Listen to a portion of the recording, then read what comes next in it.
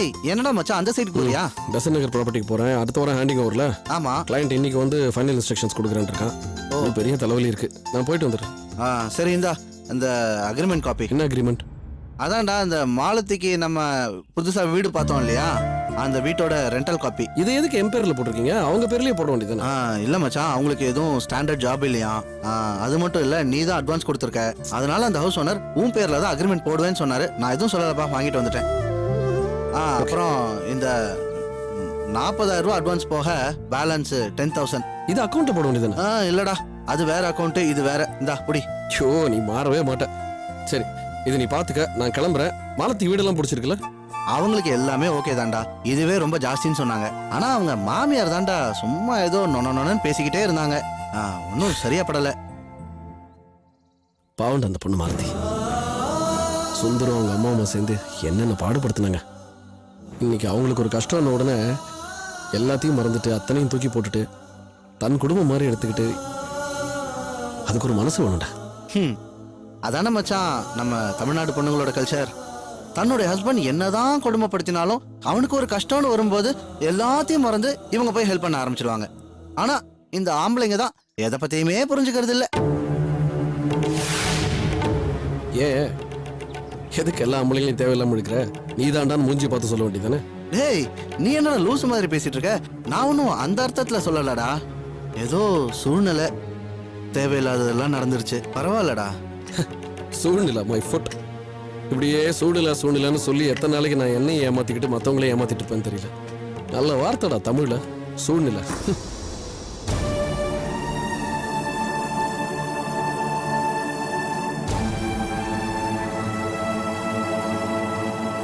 வணக்கம் தம்பி. வணக்கம் தம்பி, என் பொண்ணுக்கு வர வளர்ப்பிற பஞ்சமியில வளகாப்பு வச்சிருக்கேன். அவ வளகாப்ப உங்களை மாதிரி நல்ல மனசுள்ள 4 பேர்கிட்ட வடிப்பீச்ச வாங்கி நடத்தி திருப்பதிக்கு காணிக்க செலுத்துறேன்னு வேண்டியிருக்க. உங்களால முடிஞ்ச உதவிய கொஞ்சம் செய்யப்பா. அதனால வர பஞ்சமி வளர்ப்பிறையில நந்தினிக்கு வளக்காப்பு நடத்தலான்னு ஆசைப்படுறோம். கர்ப்பமா இருக்கிற பொண்ணு கை நிறைய வளையல் போட்டுக்கிட்டா அந்த வளையல் சத்தம் வயிற்றுக்குள்ள இருக்கிற குழந்தையோட காதுல ஒலிச்சு எல்லா உறுப்புகளையும் சுறுசுறுப்பா ஆக்கி குழந்தை ரொம்ப ஆரோக்கியமா வளரும்னு பெரியவங்க சொல்லுவாங்க. தம்பி, ஒரு நிமிஷம்.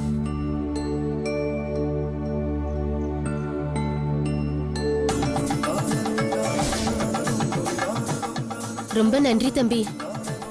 பரவாயில்ல. உங்க பொண்ணு வளகாப்பு நல்லபடியா நடத்துங்க. எந்த குறையும் இல்லாம நல்லபடியா குழந்தை பிறக்கும். நீங்க ரொம்ப நல்லா இருக்கணும் தம்பி. குடும்பம் குழந்தைன்னு நீங்க 100 வருஷம் சந்தோஷமா வாழணும் தம்பி. நான் வரேன் தம்பி, போயிட்டு வரேன்.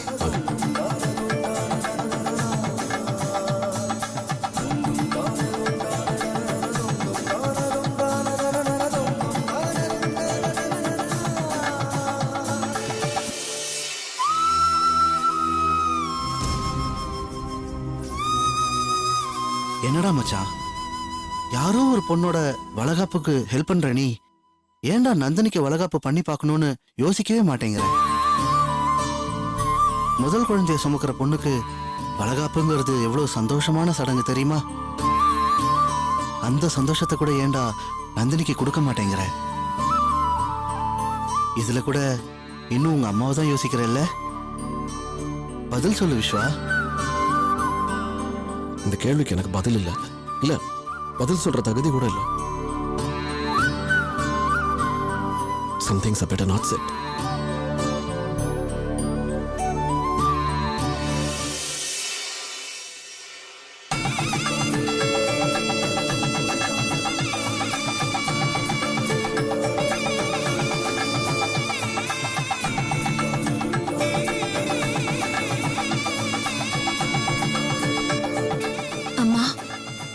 என்ன உங்க பொண்ணா நினைச்சு நான் கேட்டுக்கிட்ட மாதிரி என் புருஷன்கிட்டயும் என் மாமியார்கிட்டயும் மடிப்பிச்ச வாங்கிட்டு வந்ததுக்கு ரொம்ப நன்றிமா. எதுக்குமா நன்றி எல்லாம் சொல்ற? நீ சொன்னாலும் சொல்லலனாலும் நான் உன்னை என் பொண்ணா நினைச்சுதாம்மா இத பண்ணேன். நான் ஒரு அனாதை. எனக்கு சொந்த பந்தம்னு இப்ப யாருமே கிடையாது. அதனால பல வருஷத்துக்கு முன்னாடியே இந்த கோவில்ல வந்து தஞ்சம் அடைஞ்சு ஊழியம் பண்ணிட்டு பொழப்ப ஓட்டிக்கிட்டு இருக்கேன். இங்க வந்து போற எல்லாருமே என்ன ஒரு அனாதையா தான் பார்த்தாங்க. ஆனா நீ ஒருத்திதாம்மா என்ன வாயார அம்மான்னு கூப்பிட்டு உனக்கு நான் இந்த உதவி செய்ய முடியுமான்னு கேட்ட. அந்த நிமிஷம் நீ என்கிட்ட உதவி கேட்கல, எனக்கு நீ உதவி செய்யறன்னு தோணுச்சு. இந்த ஜென்மத்துல நான் யாருக்கும் எந்த பிரயோஜனமும் இல்லாம போயிடுவேன்னு நினைச்சேன். மனசுக்குள்ளேயே புழுங்கிட்டு இருந்தேன். இந்த ஈன பிறப்ப ரொம்ப பிரயோஜனமாக்கிட்டம்மா. நான் தாம்மா உனக்கு நன்றி சொல்லணும். இப்போ உன் ஆசைப்படி உன் மாமியாரோட ஆசீர்வாதமோ உன் புருஷனோட ஆசீர்வாதமோ இந்த தெய்வத்தோட ஆசீர்வாதமோ உனக்கு முழுசா கிடைச்சிருச்சு. அவங்க வாழ்த்துன மாதிரி நீ நல்லபடியா குழந்தைய பெத்து தீர்க்க ஆயுசோட நிறைஞ்ச சுமங்கலியா வாழ்வம்மா.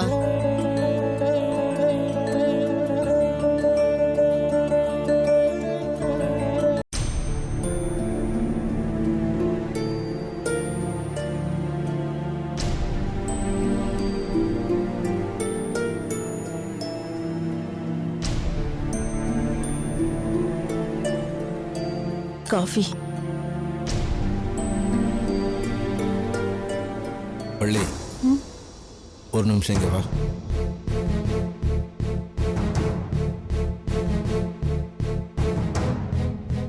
என்னங்க? சம்மந்தி அம்மா என்ன சொன்னாங்க? நந்தினியோட வளகாப்பு விஷயமா சம்மந்தி அம்மாவை பார்க்க போனேன்னு எனக்கு நல்லாவே தெரியும்.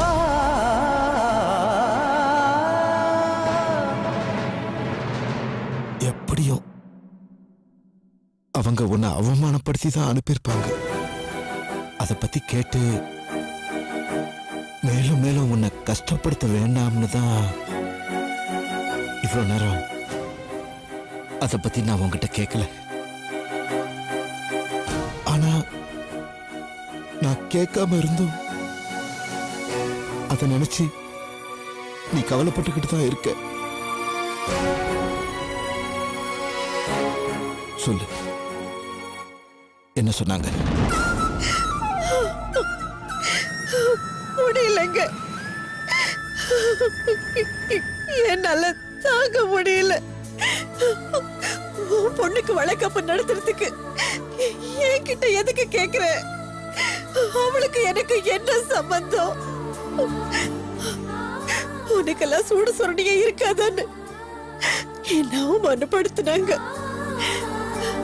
ஆனா அந்த நேரம் பார்த்து யாரோ ஒரு அம்மா அவங்க பொண்ணுக்கு வழக்காப்பு நடத்தணும்னு சம்மந்தி அம்மா கிட்ட மடிப்பிச்ச கேட்டு வந்தாங்க. உடனே சம்மந்தி அம்மா அந்த அம்மாக்கு பணத்தையும் கொடுத்து வழக்காப்பு நல்லபடியா நடத்த சொல்லி ஆசீர்வாதம் பண்ணி அனுப்புனாங்க.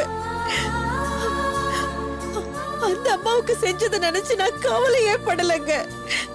ஆனா யாருன்னே தெரியாத பொண்ணுக்கு நல்லபடியா வழக்காப்பு நடத்தணும்னு ஆசீர்வாதம் பண்ண சம்மந்தி தான் சொந்த மருமகளை பத்தி கொஞ்சம் கூட யோசிக்க மாட்டேங்கிறாங்களேங்க. அத நினைச்சுதாங்க எனக்கு ரொம்ப வேதனையா இருக்கு. எதிர்பார்த்து வந்த கஷ்டத்துக்காக இப்ப எதுக்கு கண் கலங்குற? யோசிப்பாங்க வள்ளி. நந்தினிய பத்தி கடவுள் அவங்கள யோசிக்க வைப்பான். அது வரைக்கும் நாம இந்த மாதிரி அவமானத்தை எல்லாம் தாங்கிதான் ஆகணும்.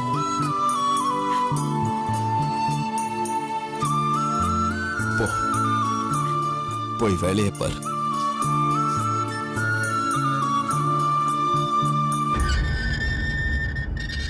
யாரு? மாலதி வந்துட்டா. கண்ணை தொடச்சுக்கோ. நம்ம கஷ்டம் நம்மளுடைய போட்டோம்.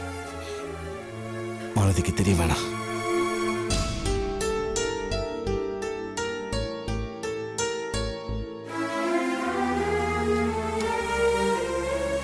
அம்மா, பாப்பா தூங்கிட்டாளா?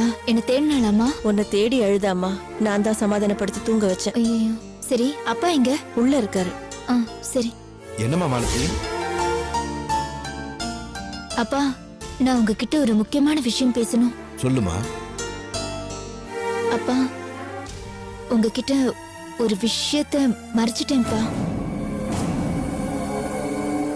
என் புருஷன் தங்கறதுக்காக சின்னதா ஒரு வீட்டை பார்த்து அதுல அவரையும் அவருக்கு துணையா அவரோட அம்மாவையும் குடி வச்சிருக்கேன்ப்பா. என்னடி சொல்ற? அதுக்கு நிறைய பணம் செலவாகுமே. பணத்துக்கு என்னடி பண்ண? அந்த வீட்டுக்கு அட்வான்ஸ் கொடுத்ததெல்லாம் விஸ்வாதான்.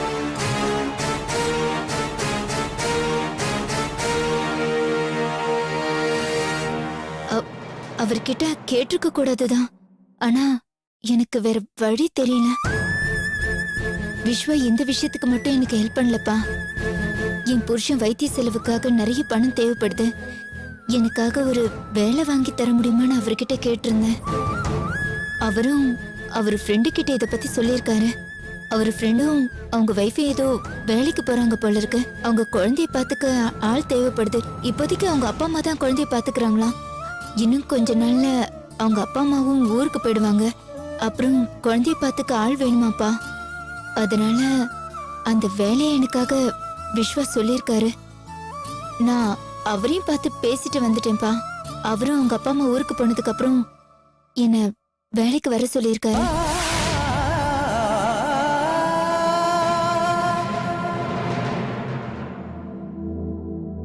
நாங்க வேலைக்கு போனதும் நானும் என் குழந்தையும் என் புருஷன் கூடவே சேர்ந்து தங்கிக்கலான்னு எனக்கு தோணுதுப்பா.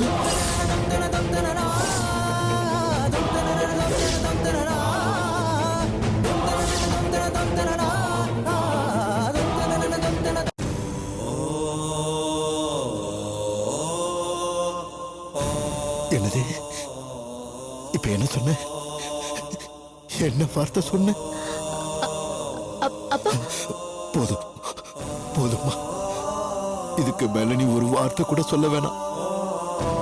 இது வரைக்கும் நீ சொன்னதெல்லாம் நான் அமைதியா கேட்டுக்கிட்டு இருந்தேன். ஏன் தெரியுமா?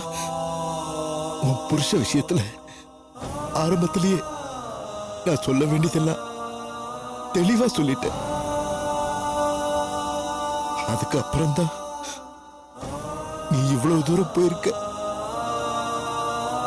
அதனால இனி பேசுறதுக்கு என்ன இருக்குன்னு நான் அமைதியா இருந்தேன். ஆனா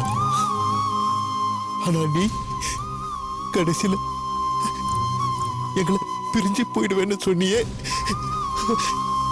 இது இப்படி சொல்றதுக்கு உனக்கு எப்படிடா மனசு வந்தது? எதுக்காக நான் அப்படி சொன்னேன்? அன்னைக்கு உன் புருஷனை வீட்டுக்கு கூட்டிட்டு வந்தப்போ கோவத்துல என்ன பேசுறேன் ஏது பேசுறேன்னு தெரியாம உனக்கு சோறு போடுறத கூட சொல்லி காட்டிட்டேன். அந்த கோவத்துலதான் நீ இப்படி ஒரு முடிவு எடுத்துட்டியாமா? அதுக்காக அன்னைக்கே நான் உன்கிட்ட மன்னிப்பு கேட்டுட்டேனம்மா. இத பாரு, இன்னும் அந்த கோவம் உனக்கு தீரலன்னா இப்போ மறுபடியும் உன்கிட்ட மன்னிப்பு கேட்டுக்கிறேன். உன்கிட்ட கையெடுத்து கூப்பிட்டு மன்னிப்பு கேட்டுக்கிறேன். என்னப்பா இது? ஆனா எங்களை விட்டுட்டு போறேன்னு மட்டும் சொல்லிடாதம்மா. நாங்க பெத்த 3 பொண்ணுங்களோட வாழ்க்கையும் எங்க கண்ணு முன்னாடியே சீரழிச்சுக்கிட்டு இருக்கு. அதுல ஒரு பொண்ணோட வாழ்க்கைய கூட இந்த அப்பாவால சரி பண்ண முடியல. நானும் உங்க அம்மாவும் அதை நினைச்சு கண்ணீர் வடிக்காத நாளே இல்லை. ஆனா அதே நேரத்துல மூத்த பொண்ணு உன் வாழ்க்கையை எங்களால சரி பண்ண முடியலனாலும் உன்னையும் உன் பிள்ளையையும் எங்க பக்கத்துல வச்சு பாத்துக்கிற சக்தியையாவது ஆண்டவன் எங்களுக்கு கொடுத்திருக்கான்னு நினைச்சு ஒரு சின்ன சந்தோஷத்துல நாங்க வாழ்ந்துகிட்டு இருக்கோம். அந்த ஆறுதலையும் எங்க கிட்ட இருந்து பிரிச்சிடாதம்மா. ஆமா மாலதி, நீ எங்களை விட்டு பிரிஞ்சு போனா எங்களுக்கு மட்டும் கஷ்டம் இல்ல, உனக்கும் உன் பிள்ளைக்குமே பெரிய கஷ்டமாயிடும். இப்பவும் சொல்ற மாலதி, அந்த பாவிய நம்பாதேம்மா. அவன் மேல இறக்கப்பட்டு நீ போய் அவன் கூட தங்குனேன்னா அவன் பொண்ணையும் உன் பிள்ளையும் தெருவுல விட்டுருவாம்மா. என்னம்மா என்னம்மா அமைதியா இருக்க? இவ்வளவு தூரம் சொல்லியும் நீ எங்களை விட்டு போறேன்னு பிடிவாதமா இருந்தா உன் கையாலேயே எங்களுக்கு கொஞ்சம் விஷம் வச்சு கொன்னுட்டு எங்க 2 பேர் போனத்தையும் தாண்டி போமா. ஐயோ அப்பா, ஏப்பா இப்படி எல்லாம் பேசுறீங்க? வேற எப்படிமா பேச சொல்ற? எப்படி பேச சொல்ற? அப்பா அப்பா, நீங்க என்ன பெத்த அப்பாப்பா. உங்களுக்கு என்ன கொல்றதுக்கு கூட உரிமை இருக்கு. கோவத்துல ஒரு வார்த்தை முன்ன பின்ன சொல்லிட்டா நான் எப்படி உங்களை தப்பா நினைப்பேன்? அப்படி நினைச்சு நான் உங்களை விட்டு போயிடுவேன்னு நினைச்சீங்களா? நான் அப்படி செஞ்சா நான் உங்க பொண்ணாப்பா? சொல்லுங்க. நான் இப்ப உங்களை விட்டு போறேன்னு சொன்னது உங்க சமய குறைக்குதாப்பா. நான் அங்க போய் அவர் கூட சந்தோஷமா வாழணுங்கிறதுக்காக இப்படி சொல்லலப்பா. இப்ப கூட அவங்க கேட்டாங்கப்பா, எங்க கூட தங்கிடுங்க.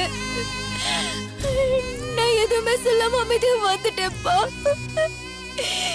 நான் ஏப்பா அப்படி வந்தேன்? எதுக்காக? உங்களுக்காக தான்ப்பா. உங்களுக்காக தான். எந்த வயசுலயும் நீங்க எவ்வளவுதான்ப்பா கஷ்டப்படுவீங்க. நான் என் புருஷனை காரணம் காட்டி நானே என் பொண்ணு உங்களை விட்டு போயிட்டா குறைஞ்சபட்சம் எங்களுக்காக படுற கஷ்டம் உங்களுக்கு குறைமேன்னு தானப்பா நான் அப்படி சொன்னேன். தப்பு மாலதி, தப்பு. நீ எடுத்த முடிவு ரொம்ப பெரிய தப்பு.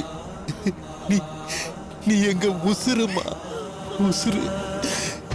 எங்களுக்கு அப்புறம் உன் தங்கச்சிகளுக்கு நீதான் நாங்க. கடைசி வரைக்கும் உன்னை மட்டுமாவது நாங்க காப்பாத்தணும்ன்ற திருப்தியோட நாங்க சாகணும். அந்த திருப்திய நாங்க உன்கிட்ட கையேந்தி கேக்குறோம்மா. ஐயோ அப்பா, ஏப்பா என்னென்னமோ பேசுறீங்க?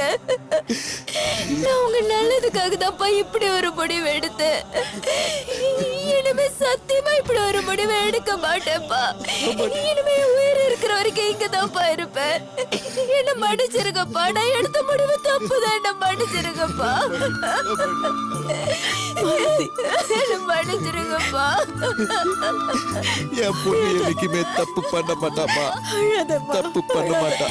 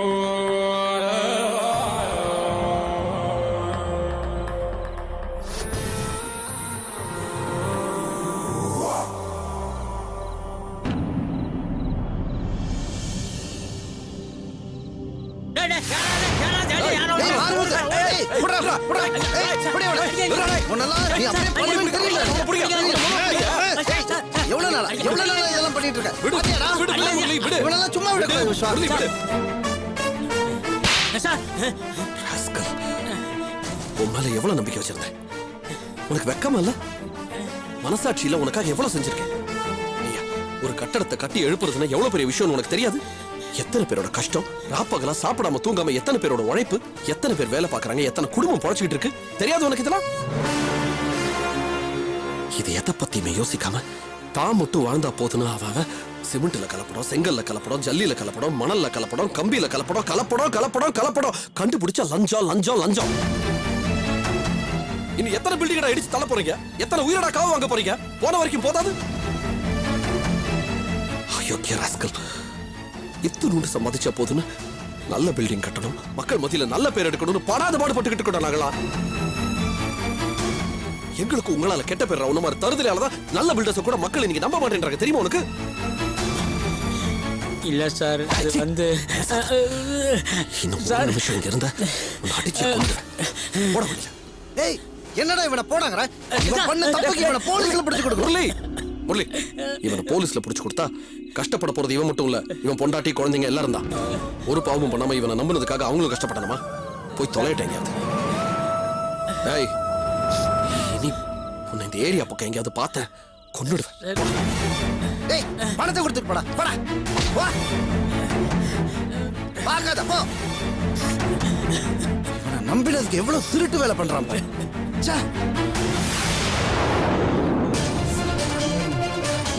யாரடா நம்புறது?